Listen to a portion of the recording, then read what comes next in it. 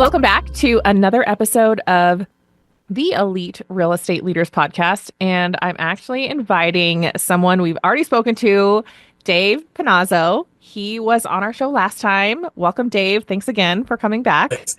Thanks for part two. Love it. Absolutely. We needed to do a part two. And just kind of a recap, if you missed part one, I spoke to Dave about a number of things. We did not get the chance to dive really deep, but essentially he's a real estate agent in Arizona.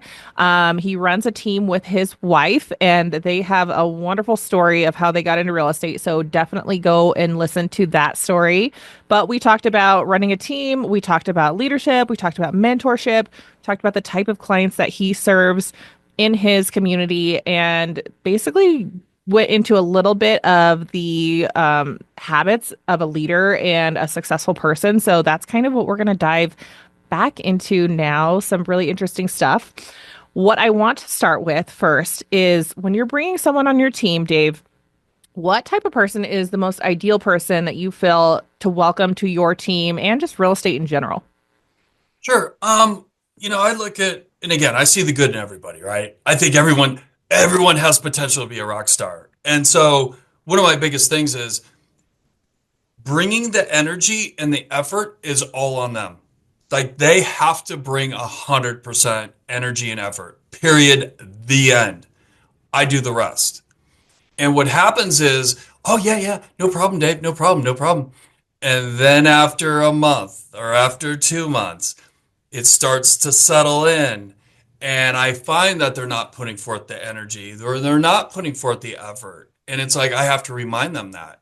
And see, everyone wants it really quick. Okay. They think, oh, I'm going to just jump in this. I got my license. I'm going to get going. And then boom, it's all going to happen overnight. And unfortunately, it doesn't happen that way. And what I mean by the energy and effort, that's putting in the work. Okay. Just because you show up at a training meeting once a week is not going to give you the knowledge. You need the experience. And so I always use the analogy, hey, if I go sit in my garage for 1 hour a week, am I going to turn into a car? No. Same goes in real estate. Just because you show up for 1 hour does not mean it's going to turn you into a salesperson. You've got to do this stuff outside these rooms in order to better yourself. And that's where the practice and that's where the trying things, and maybe it doesn't work and you try it again or you try it a different way. And then all of a sudden you're like, oh my God, that worked. That's where I start to see these agents that are coming on, whether they've been an agent for a little while, maybe as a solo agent, and they're just getting frustrated and need that extra mentorship and coaching, or if they're a brand new agent, that's when the lights start to come on and they start to get, oh, I've been working on my word tracks, or I've been working on my meet and greet at an open house. Now all of a sudden they're having these better conversations with clients, which then leads to sales. And we all know nobody likes to be talked at. Like I always hear like salespeople, they'll just unload. Oh, don't you know who I am? I'm the 1% of the 2% of all agents in the universe. People don't care about that. They care about what their situation is. And so when you have a conversation with someone versus at them, that's when you start to open up. That's when you start to open up the universe to having sales and better conversations and qualifying and converting people over into buyers or sellers. And that's on the closing front, and kind of closing the customer. Back me up a little bit and tell me a little bit about maybe like a lead type agent versus maybe a brand agent. What are you specifically mentoring your agents to be in this new world? I mean, I know social media is huge and having a platform, being a brand is huge. But there are also a lot of really successful lead agents out there, people buying leads. Absolutely. And on our team, we have all the above. Okay. And so here's the thing. Everyone wants leads. I can give you all the leads in the world, but if you don't know how to call, follow up, show homes, do listing appointments, and write offers, none of that matters. Because everyone, when they get in, see, this is the problem in the real estate world. The title companies, the lenders, they put on this deal, how to get more buyers and sellers from Instagram. Well, that's great. You can get those leads, but if you don't know how to interact with someone on a DM or someone that's reaching out to you that you don't know, there's an art form to that. And if you don't know how to have a conversation, and just because they reached out does not mean they want to buy right then and there. Okay. I've used this analogy. It's like, hey, if I invited you to go on a trip to Hawaii and you're like, that might sound like a cool idea. Okay, we've talked about it. We're not doing it right now. It might happen a month from now, 2 months from now. You might look up some airfare to see how much, but you still don't pull the trigger. It's the same when people are buying homes or thinking about selling. It's a thought that's in their mind at the time, but they're not actually acting on it because they're putting together all the things that they need to know first before they can move forward. And I think that that's the piece that in sales today, everything is an app, everything is a click and button and, instant offer and this and that. And so sometimes that's what agents think that their clients want. And that's really not the truth. You got to make them feel comfortable first before you can get them down that buying decision or selling decision mindset. Right. It kind of boils down to trust at the end of the day. Um, and with that, it sounds like you're kind of looking for, maybe a very patient but also gritty person. Um, you really have to do a little bit, a little bit, a little bit, just every single day to kind of get there. Now, what would your best piece of advice for someone who is just getting into real estate? What are maybe some books that you recommend, some, types of things that they can work on as a person to really be in this industry? Well, and again, I always say, how you show up is everything. Okay. And if you don't have the right mindset and you don't feel physically fit and you're a little sluggish and you're kind of overweight and you're like, meh, it's going to be hard for you to perform and be all in when you're in front of a client.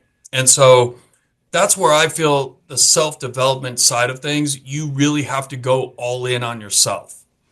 And so that's where back in 2014, when I kind of had this little breakdown moment to where I started journaling and started doing affirmations and started putting in that work, I started to notice a difference in myself, and especially with the health and fitness side. Okay.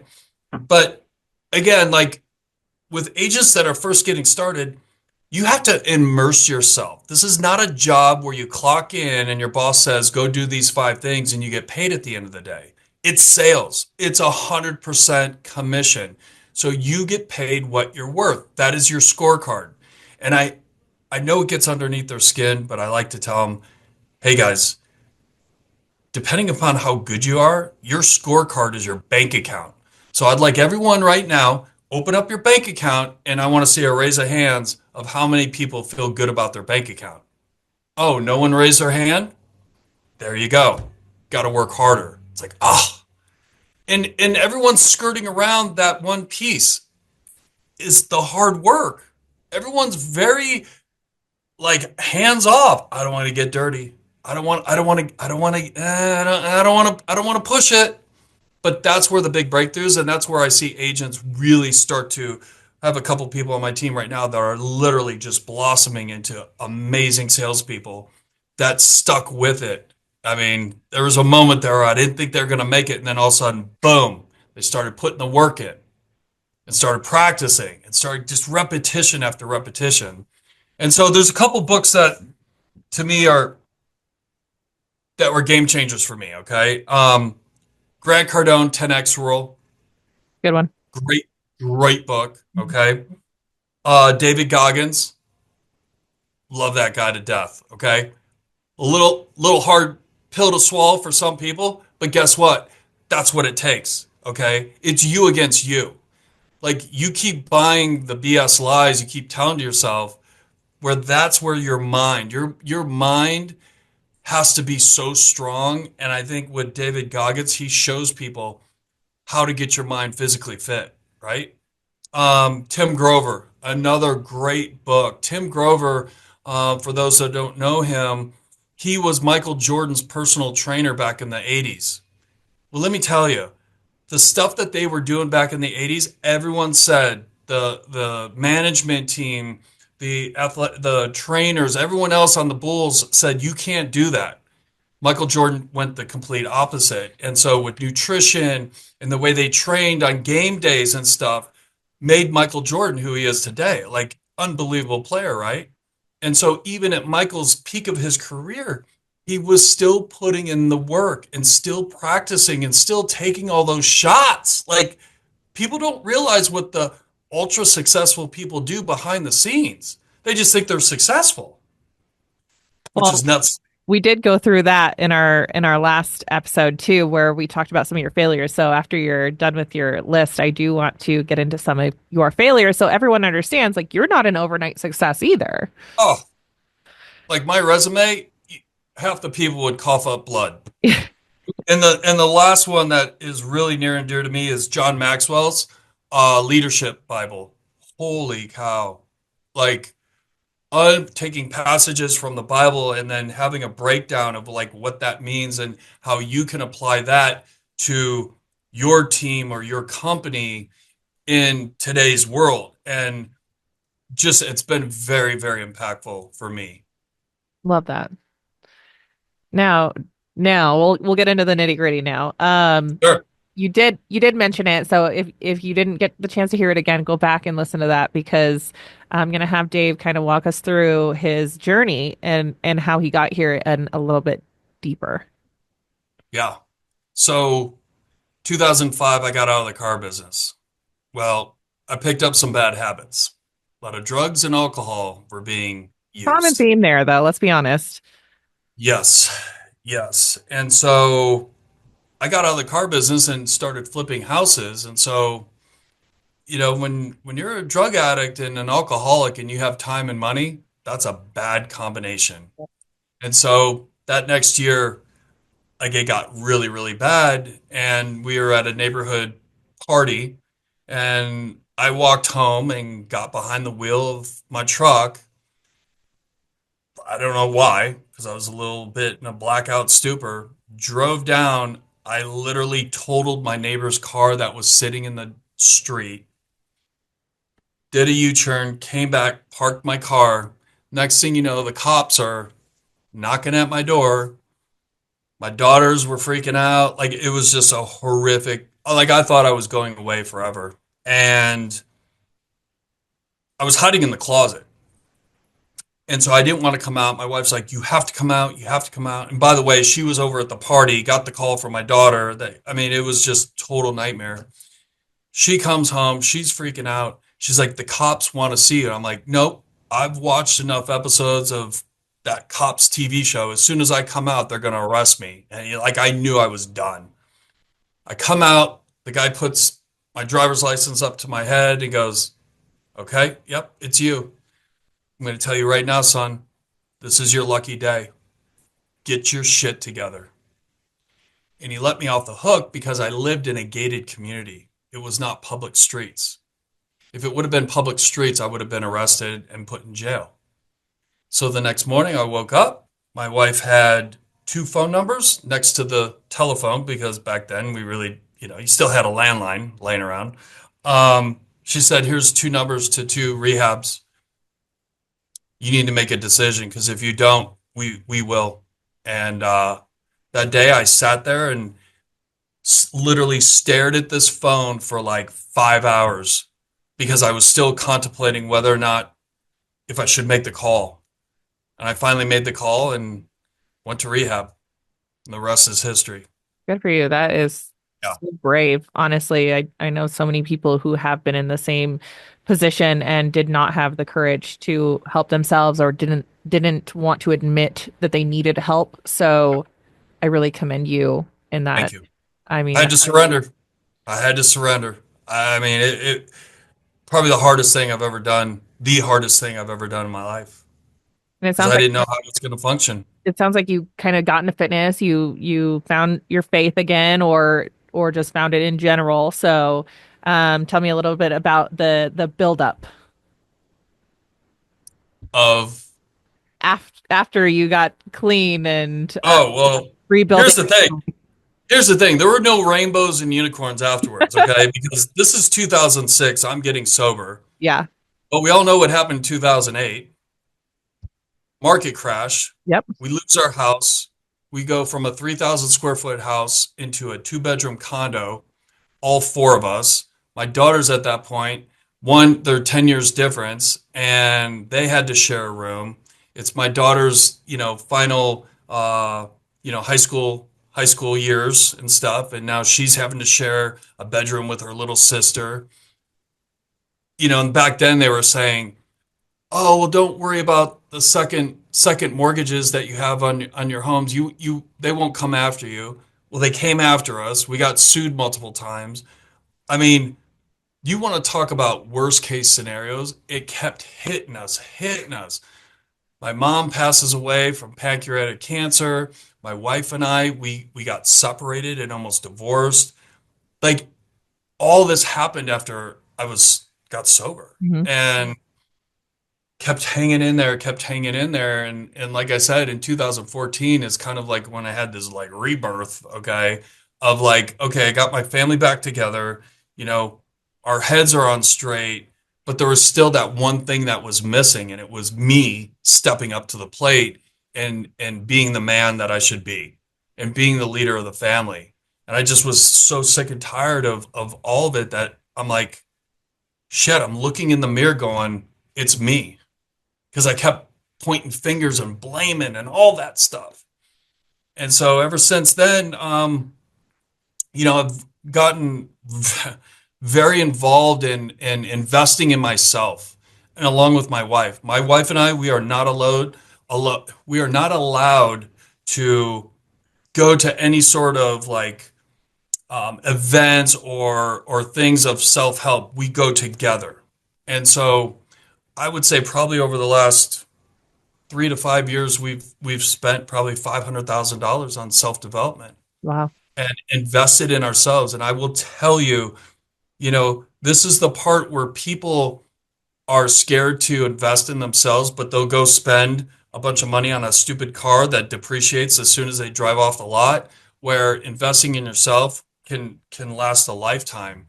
And we have seen the most growth out of both of us probably in the last 5 to 7 years because we've taken the time and the investment in ourselves, and we're still doing it to this very day. So what It you're will not stop. saying is after you get sober, it's still not easy. No, no, I think there's people need still, to hear hey, that. there's still some leftovers, okay? There's And still some that's leftovers. that's just life for you. Life's not easy. And I think as humans, we do this thing where, how are you? How's everything? And we get into this habit of saying, it's good, everything's good. And we don't talk about the things like you just talked about. And we're not transparent enough with each other as just a community to show people that when it's bad for others too. I mean, I just had a conversation with my cousin last night where she was telling me how it just feels like shit on shit on shit. And I Yep. like, yeah, I've been through the same thing and you're not alone. And so I think people tend to feel alone when they have a lot going on and they tend to not want to share. So I feel like the story alone can really help people pick themselves back up. But what else from your story I do want to hear is now that you've done all this self-help, what's kind of your favorite things that you've been, is it, going to an in-person kind of conference or has it been like one-on-one coaching? What's been the things that have been really, really good for you? A little bit of both. Number one, we have a business coach, okay, a non-real estate coach. I find I wanted something more because whatever vehicle you're in, it's business, right? And so for me, it was more the business aspect. And so we've been with him for God, going on 6 years, 7 years. And so he's more of a systems process, how people think type of thing. Where am I at? What's my role in this? How are you and Kim doing X, Y, and Z? And both Kim and myself and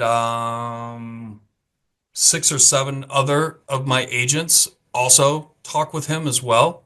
I think it's good for the accountability factor. And two, not so much always me. Okay. They get a different perspective. That's one aspect. I have a personal trainer. I have to hold myself accountable. So I hold myself accountable by paying people to make me accountable. Okay. That seems to work well.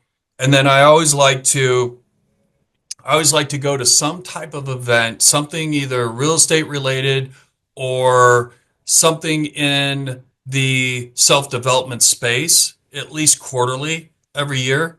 I find that the continuous education and always being around other like-minded people is the key to this. And I will tell you, the days of getting sober, I had to cut off all the friend group. And so it was lonely there for a minute. And I find that gravitating towards other like-minded people, that's my happy space. Because there's no Debbie Downers. There's no people talking about negative stuff. They're talking about positive things and what's working in their business or what they're doing. And I think that's important to surround yourself with, be the smallest person in the room, number one. Okay. When you're the best person in the room, you got to change rooms. You got to get out of there because you start to get that, oh, look at me and I'm all great. No, no, you always want to be the smallest person in the room. That's where the real growth comes from because it shows you're not alone because what these other people that are doing big business, they went through the same stuff you did. Either you're just a little farther behind or you're taking a little longer to do it. And so that gives you the hope factor. And just, I love that you talk so openly about, the things that you're willing to pay for to help yourself because let's be honest, I mean, there are people out there who just naturally are not lazy, right? Like, but it's very rare. Um, as a majority, humans in this day and age, we are all lazy. We all wake up exhausted, or, we have kids, we have family, and we don't want to do the things. And having the personal trainer, having the coaches, it does keep you going. And when you're paying for it, it's almost like that little extra bit of accountability because you're like, well, what am I just going to throw this money down the drain? I personally also have a personal trainer, and if I don't show up, he still charges me, and that hurts. So Yep. really need someone in your life who's going to do that because your friends, your family, they are biased and they are going to care for you. And you kind of do need that tough love if you don't have that naturally, which again, most people don't. There's very few people on this earth that can do those things for themselves. Even Tony Robbins has a coach, like everyone needs a mentor and a coach. So I appreciate you saying that. I don't think it's said enough. And I don't think it's explained the way that, you're willing to explain it here. So again, I appreciate the Well, transparency. if you're looking to go to the next level and you don't know how, guess what? You don't know how. So how do you get to the next level? You have to ask someone, okay? And you're writing the check for speed, for God's sake. You can figure it out on your own and do all the self-help you want and do it on your own. It's just it could take you 2 years, 3 years, 5 years. What if you wrote a check and figured out, oh my God, like there it is. This is crazy. And some people, if you've never spent money on yourself, this is going to sound crazy.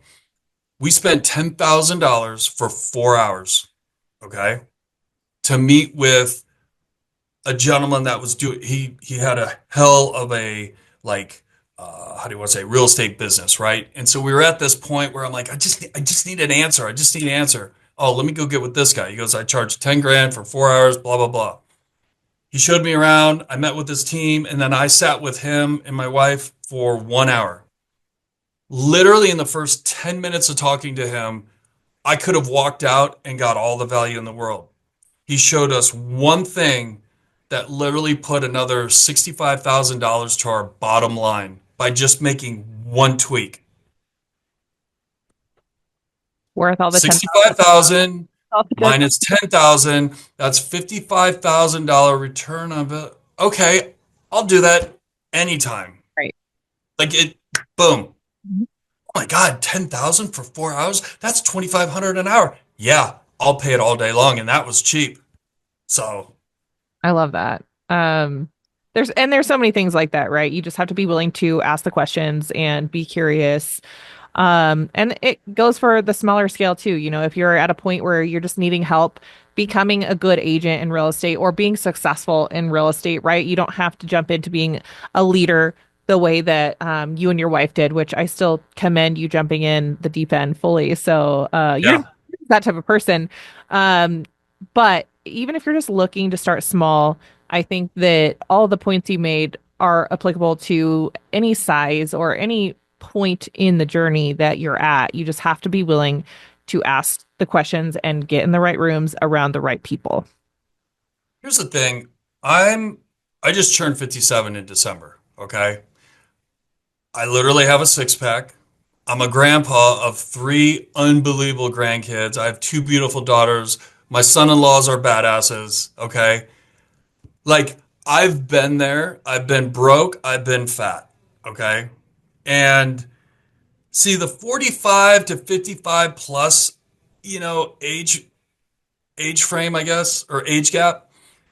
Like back in our early on, if you said you had a mentor or coach, 30, 40 years ago, people would be like, is everything all right? And it's like now, if you don't have some type of mentor or coach, people are like, what's wrong with you? So again, I do coach, I do mentor business owners. Um, it's definitely a passion of mine. I love it because what I went through, I wish I would have had someone 10, 15, 20 years ago because I could have closed the gap. I literally have done it such the hard way. But over the last 5 years, and especially I would say probably in the last 12 to 24 months, we have grown exponentially, like insane amounts, because we really doubled down and we focused on that end result. And again, that's what people don't realize. You just have to get out of your own way. Oh. And our brains do that. Your brain is trained to keep you safe, and what your brain thinks is safe is not necessarily what is actually safe. It's just, No. And your friend, and listen, I'm going to tell you right now, family and friends, you got to love them. You got to love them. Okay. You love them. You'll do anything for them if something were to happen. But I find by keeping an arm length distance in terms of really letting them in on what you have going on, you got to keep that to a bare minimum because they're all going to give you opinions of how to do it, but they've never done it themselves. right. Okay, unless you have a family member or a friend that is a complete badass in business. Okay, well take advantage of that. Okay, obviously you want to listen, but 9 times out of 10 they don't, and so that's the biggest thing is that people give advice on stuff that they didn't do themselves or didn't work for them, and so not hypothetically they're giving you advice on what they think is the right way. Total train wreck. Total train wreck. So keep the family and friends. Hey, yeah, things are going good. Yeah, we're good. You can't let up because you want to share with them all these things that you're doing because you're excited. But you and I both know if you share all that with someone, it's going to go right over their head. And then they're going to say something stupid. It's going to piss you off because it's not what you wanted to hear. So just remove all that small talk and keep it simple. Yeah. Well, you're 1,000% right. It's happened to me personally a million Oh, times. So, I don't think this is an isolated incident. I think this is a very common occurrence in most people's lives. So, I love your approach to mentorship and your lifestyle in real estate and business for that matter. So again, I know we did this in our last episode. If someone's out there and they want to ask you for your mentorship or be on your team, what's the best way that they can contact you? get a hold of me on my personal line. It's 480-757-1848. Okay, that's the best way to get a hold of me. Either someone from my team will reach out and set up an appointment. So we will set up a one-on-one Zoom call. I'm more than glad to talk to you and see what you have going on. And if I can be of value and help you, please. If I can't help you, I'll tell you I can't help you. But here's someone else that can help you. Because I think there's a lot of that, especially in this day and age. Like the world is crazy right now, okay? And when someone says, "Hey, I'll help you," like, why would you do that? Like, it's okay. Like, take it, accept it. I challenge you. You could change your life. Seriously. Well, I so appreciate your stories and your transparency. You are amazing, and I can't wait to see what your team does the rest of this year. super pumped for you guys out there in Arizona. Keep us posted, and I hope to have you back again sometime soon.